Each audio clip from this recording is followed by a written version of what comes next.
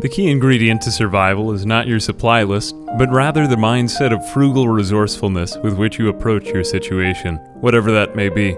In this case, my car. For a challenge, I tried to see if I could survive in Project Zomboid by isolating myself to my starter vehicle, a simple 4-door sedan. I've always taken comfort in the feeling of discipline and control that results from following a self-imposed rule. Preserve the things that matter to you. They might be the only ones you ever get. Indeed, if you can forge your mindset to that of a sustainer, a preserver, you'll be a worthy steward of the things that matter to you, and they'll long outlast your guardianship.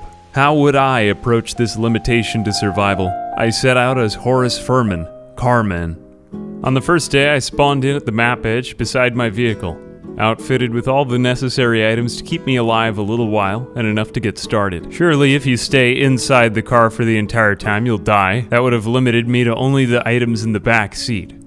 So I made a rule for myself that I just had to touch the car the entire time, and that counted as crawling over the car. That gave me access to the 4 water bottles in my trunk. This would be enough water to keep me alive getting started. So remaining in contact with the car, I crawled around the car and got back in. Changing to the driver's seat, I thought it would be smart to give the local area a look over. After all, I still didn't have a full tank of gas yet. I set out on the road and drove carefully. The cruise control was calibrated at 30 miles an hour. By the lay of the land, I surmised that I was probably on the eastern side of the map. Being without a watch, I'd have to use the daylight to determine how many days had passed. My first goals were to find gas and extra car parts. If I didn't get to a garage or a hub that I could start at immediately, I might find myself derelict and without a car. I bumped up the speed to 80 to conserve gas. Eventually, I made it to a crossroads. Fully abandoned, this might be a good place to siphon some gas before the next leg of my journey. I pulled up next to one of the cars nearby, grabbed my gas can from the trunk, and did what I could to refuel my own engine. Right now I was limited to only 1 gas canister, unless if I were able to find one in the wrecks. The first car had some gasoline, but not much. I'd have to use my own car as storage. Carefully driving around my own car, I opened the window. That was it. Being out of the car counted only as reaching out of the window. Don't question it. Remember, I'm in the car. I made my way around the wrecks,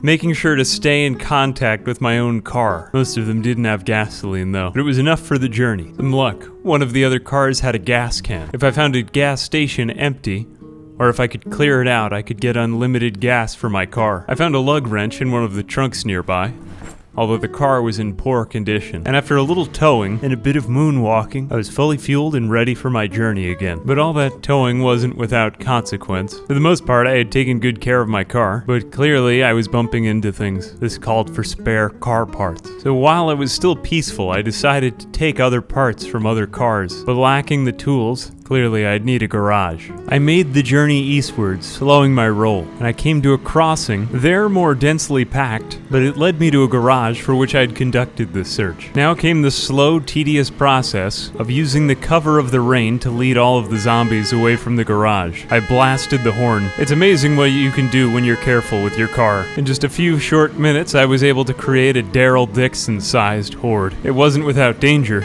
nor without its fair share of off-roading, but after a few minutes of work, I was successfully able to lead most of them away. I quietly pulled the car up to the door and shut it. Now I was both with vehicle and indoors. The vehicle itself was in great condition still too.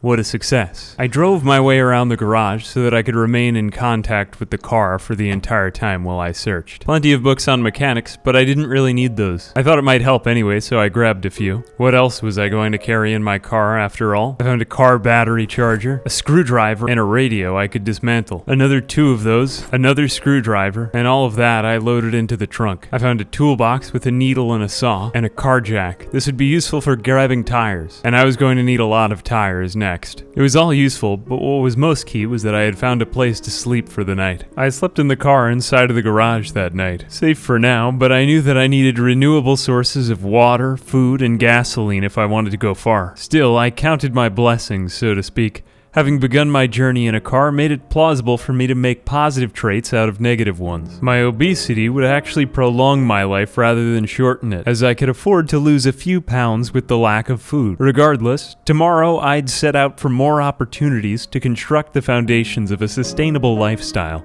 somewhere living off the land. I lived independently of time and woke up to darkness. but not knowing whether it was day or night. I congratulated myself at a job well done, but I had to move. They were already banging on the doors, and so I set out, back for more car parts at the wrecks. There was nothing left for me here, but I could backtrack to where I started from. And so I set back out in the twilight rain. The roads were now growing more dense, and there I was. This was not the end, nor was it the beginning. But it was, however, the end of the beginning. In the words of Winston Churchill, that night I raided the other cars for spare parts, especially tires. For the most part, everything was garbage, but it gave me the liberty to drive like this if I wanted to. So I drove up the road into the night. Fast. Before long, I made it to town where, yes, there were zombies. Overrun. I left the town. There was no use burning gas and tires on something I could never acquire. No, instead, I decided to make a simple detour. Down a few winding roads I drove, and ultimately my search led me to a crossroads. After a long search, I came to rest at the purest, bluest lake. Here I was, fully immersed in nature again. Man, did it feel good. It felt amazing. Now I decided that having acquired enough spare car parts, I could afford to spend some time in nature. Although the way lay off the beaten path, I could forage if I brought the car just to the side of the road. So I drove literally into the woods, and now thoroughly lost, I got out and I began foraging, all the while remaining in direct contact with my car. You can't see the car here because it was hidden behind the tree out of my sight lines. And there I foraged. In the woods, I found some twigs, berries, stones, worms, the usual matter. Naturally, I scratched myself on the groin while I was in the woods, so I ripped up the pants and I bandaged myself. This would be of no consequence, however. I can assure you that I am a man of the woods. I continued my drive along into the trees, all the while remaining in direct contact with the car. I experienced jubilation upon finding 2 tree branches in the woods. For this, I would survive, because there really isn't any other way to get food. Not that I was going to eat the tree branches. No, I had another plan for them. Well, I could, if I wanted to, eat the berries that I had found in the woods, and it would make for a good weight loss diet. After an invigorating 3-point turn, I decided to turn back, and I made my way back out to the lake. And at last, I had an opportunity to sit down beside my car. I'd found a lot of useful items in the woods: berries, stones, twigs, worms, berries, and most key of all, tree branches. These would be useful for making spears. You just need one, and you have a renewable food source in the lake with spearfishing. It was all useful in some way. And so there, in the middle of the day, in the peace of the rains, I washed. I even washed my car. Now exhausted, tired, hungry, and maimed, it was the perfect opportunity to fish. I channeled my inner Captain Ahab and began fishing. Yes, it was a beautiful life in what amounted to a tiny house, living in a car. I could only visualize with dismay what the new contents of my car would be when I returned. Cod, bass, berries, rocks, perhaps a pair of shoes here or there. My car was getting very, very crowded after all, and managing the little space I had left for the heavy car parts I was acquiring was becoming more and more difficult. Eventually, the power would go out, the gas would dry up, and my car would break down. How would I confront these problems over the next few days? I thought about all of this, but I kept my mind on the task at hand with fishing. Worrying is rational to a certain extent, but if you spend your whole life worrying, you might not enjoy it. Yes, we can learn to engage and even entertain ourselves with the toils that we go through every day. Even the most banal of circumstances can be occasion for joy given the right mindset. I must have fished for hours, not getting anything, until at last I speared a small trout from the lake. I would live. There I was at peace, perfectly alone. Yes, it was a beautiful life. But what was next? The necessities of life are food, water, and shelter. Of all of our needs, we had obtained 2. Food via the fish in the lake, and water via the lake. The shelter aspect is a bit more hazy. Sure, on the one hand, we had shelter since the beginning. Our car is always going to be a temporary shelter. But what about when my car breaks down in the future, inevitably? I'd need to keep salvaging wrecks if I wanted to find more parts. And I don't think that this challenge is over until I have a number of them. I made it my quest to collect tires from other cars and drop them off at the lake where I could eat and drink. That made the most sense overall. I absolutely ruined other nearby cars, and lo and behold, shortly thereafter, a zomb came upon me, clad in survival gear, an opportunity at acquiring yet more stuff. I was a new man, so there at the riverbed, I accumulated my tire collection. All around the county, no tire was safe. I would have them all. But I wasn't acquiring tires for the sake of tires themselves. Tires are a great defense against the undead. From within my car, there were other little opportunities to eke out my niche. I happened upon a campsite where there were several survivors having discarded rations. This would make another food source, and I could keep these for winter for when there wasn't any fish to fish. Cool clothing and hats, canned goods. It was all fair game for the car. Much as it ever has, technology will lead the way. I hadn't even been in the world for 2 days and I had more than I usually have in a normal playthrough. I was beginning to think that this car gimmick was actually a brilliantly overpowered strategy, and that were this the real zombie apocalypse, I would run straight to my car first thing. Yes, what a brilliant idea that was. By the end of day 2, I felt comfortable sleeping by the riverside. It was remote, and I was safe here, and I had done a great job. I awoke at dawn. It was time to finish my shelter. To me, shelter meant longevity, and longevity meant supplies. While simple car wrecks were useful, gasoline was a finite resource, and I'd need a lot more of it if I was going to survive. So I drove carefully through the woods, avoiding many cadavers. Many wrecks were unsalvageable, and my next hope lay in a big break, a quick gasoline run. Sure, it would hurt my car's exterior, but think about all the extra time I'd have. Buying myself more gas was effectively buying myself more time, so I made my way downtown.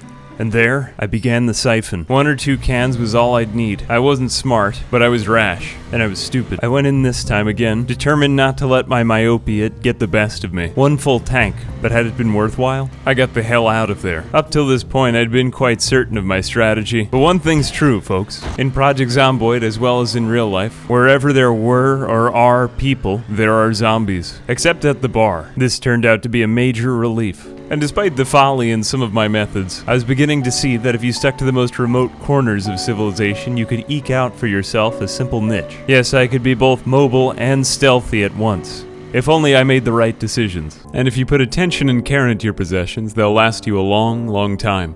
Far longer than you had attributed them to be able to last. Any item given the right care and maintenance will be around for many years to come.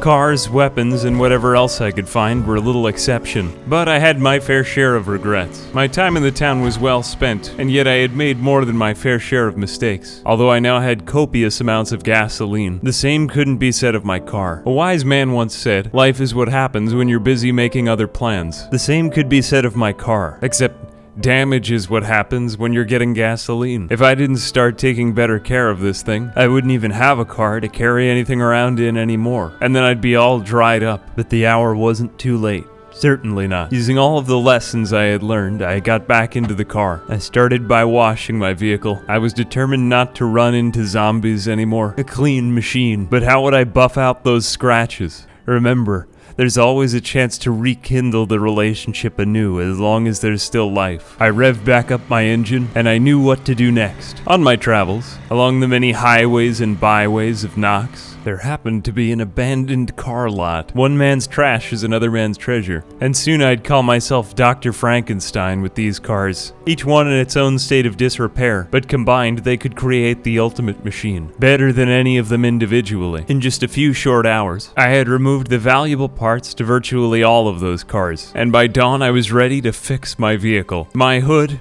destroyed. As it turned out, the whole endeavor took longer than I had wagered, as it sometimes required finding the necessary car-type parts. It might not last forever, but I would keep on improving. I packed everything I could fit into my backpack and my car, and then I was off. It was back to my lakeside home, now in a new and improved vehicle, but this time I slowed my roll. While I've never been one to esteem luxury possessions, to me, the challenge served as a valuable reminder. Preserve the things that matter to you. The discipline with which you care for your possessions forges a mindset capable of weathering any storm. Make of yourself a keeper, a preserver, and may even the smallest windfall be to you as an unlikely treasure hoard. I returned to the lake, splendid and blue. And now I could rest. After all, now I'd proven to myself that in yet another way, you can not only survive, but thrive, even in the most limited of circumstances. And the most valuable reward? Personal transformation. Yes, I recommend this to anyone. Try the challenge yourself. And if you think you can do better, you're damn wrong, I'm good at it. Get out of here. As always, a major thanks to my patrons. They are the replacement windshield that allows me to see. Thanks to viewers like you. As always, I'm Ambiguous Amphibian. Until we meet again.